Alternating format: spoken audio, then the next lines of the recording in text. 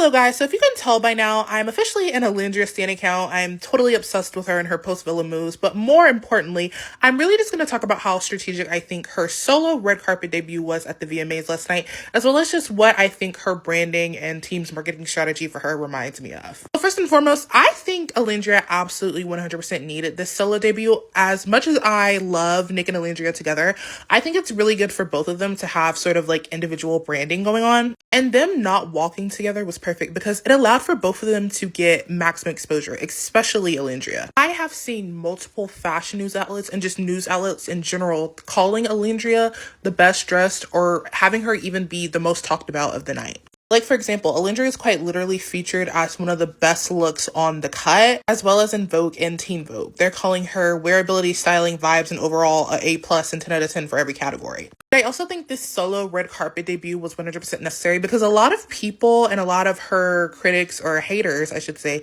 like to say that Alandria doesn't particularly have a solo brand and that the only reason why she's successful is because of Nicolandria. And clearly that's not the case. Because though Alandria does have a huge fandom in the Nicolandrians, at the end of the day, like, Alandria was always destined to be some type of superstar.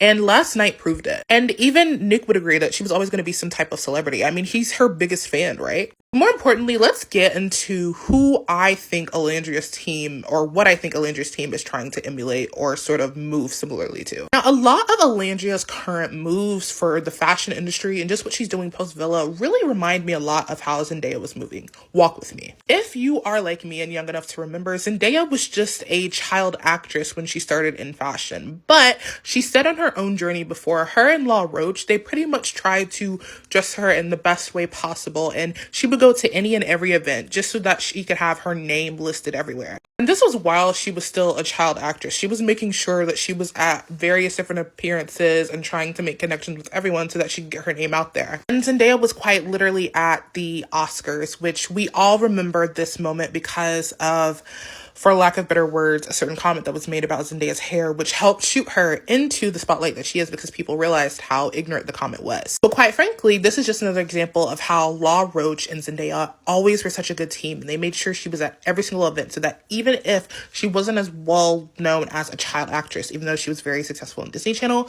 she was still able to be sort of seen seriously by the fashion industry. And just establishing this resume for Zendaya, La Roche himself said that this sort of like helped her be able to work with certain just brands and fashion houses, because eventually Zendaya would become known as the fashion icon we know her today, and that everyone, you know, pretty much looks to Zendaya for what she's going to wear at every red carpet. Now, that was a long-winded explanation, but I say this to say I think Alandria, if she continues to play her cards right, the same thing is going to happen to her. With all of that being said, I truly believe this is what Alandria's team is doing. I mean, we keep seeing her strategically go to these different events. I saw her go to, I believe, an HBCU event at Tuskegee University, and she had just a nice, like, professional all-white thing on.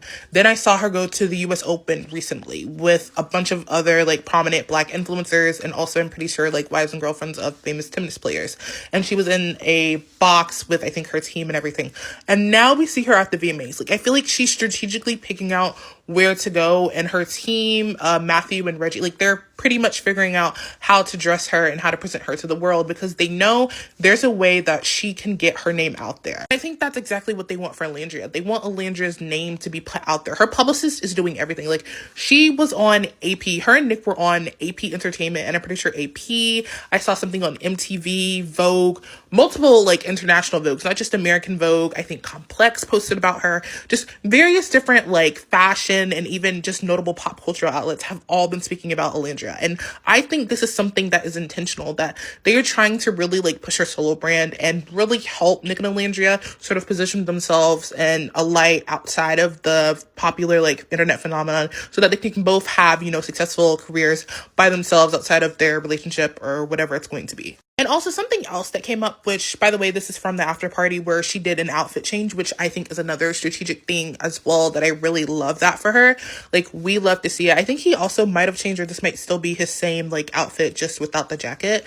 But one thing that I really, actually, I know a lot of their fans are upset about is I like that they aren't confirming their status, because here's why. One of the questions that came up, I think, in a Complex interview was when that, infamous, I believe, commercial from Agua de Kefir came out, and Alandria said, "My boyfriend is gonna da da da da," and then the internet went crazy. Like, did she just say boyfriend? And then they asked last night, and Nick was like, "She," referring to Alandria, "can come down here and confirm or deny it."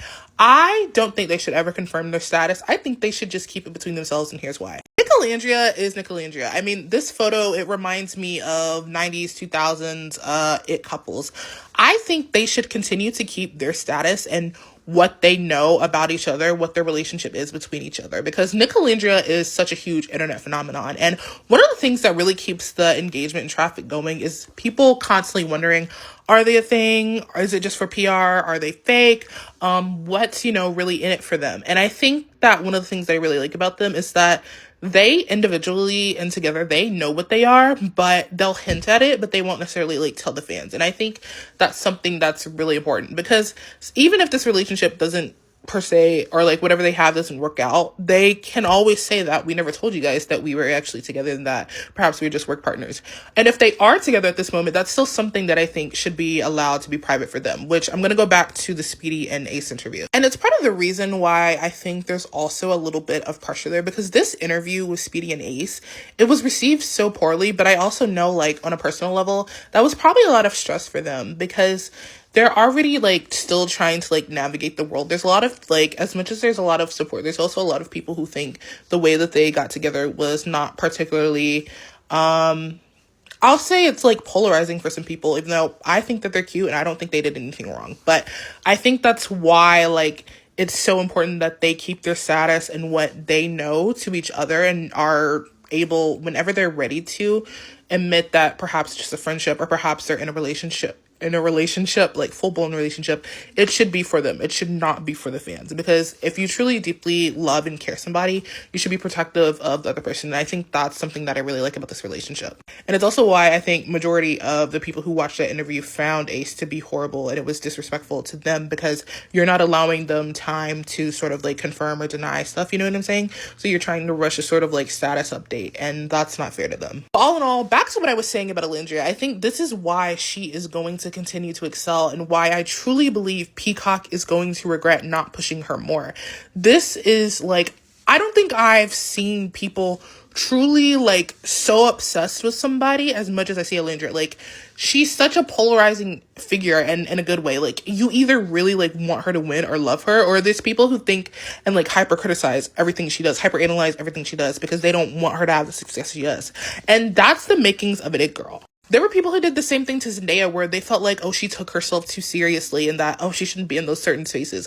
But her and Law Roach took the risk. That's what Alandria, and it seems like Matthew and Reggie and her entire team are ready to take the risk for Alandria, because Alandria truly wants to be in the fashion industry. She truly wants to be a model. And I believe that we are going to see her become one of the most successful people ever, to the point where people don't even remember that she was on Love Island. And I, for one, am here for it. And lastly, just for the Nicolandria who are still watching, I really, really love this cute photo.